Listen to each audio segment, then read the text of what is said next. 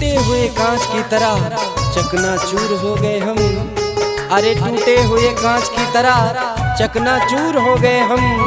किसी को चुभ न जाए इसलिए सभी से दूर हो गए। Music by Aditya.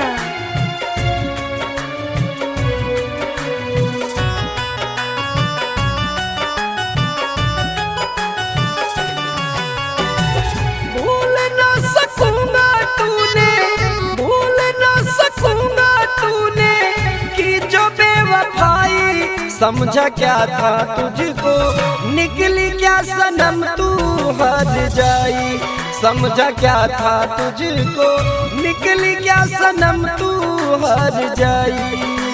आंसू आ जाते हैं रोने से पहले, अरे आंसू आ जाते हैं रोने से पहले, ख्वाब टूट जाते हैं सोने से पहले। लोग कहते हैं मोहब्बत गुनाह है, अरे लोग कहते हैं मोहब्बत गुनाह है। काश कोई रोक लेता गुनाह होने से पहले।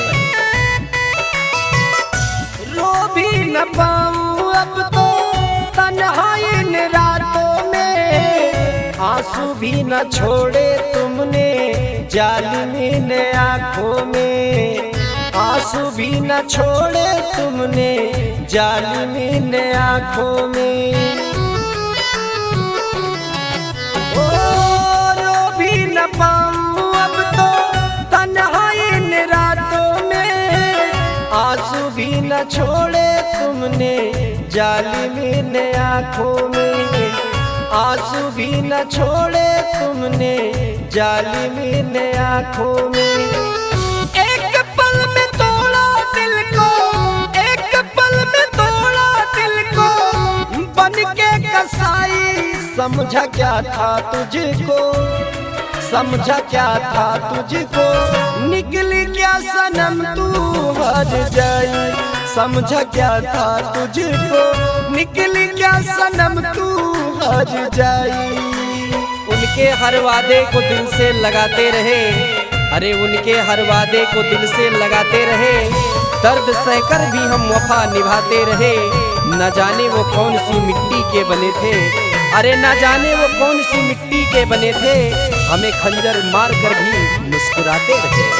नाम धोखेबाज देके कर ली जुदाई, टीएन यादों में ऐसी कौन थी बुराई।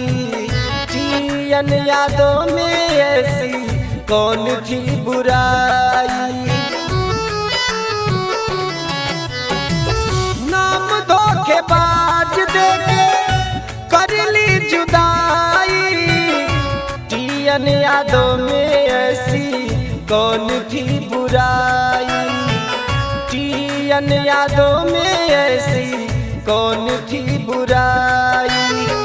चैन से रहोगी ना तुम, चैन से रहोगी ना तुम, करके रुसवाई।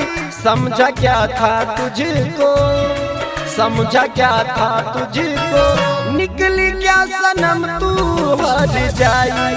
समझा क्या था तुझको, निकली क्या सनम तू हद जाई।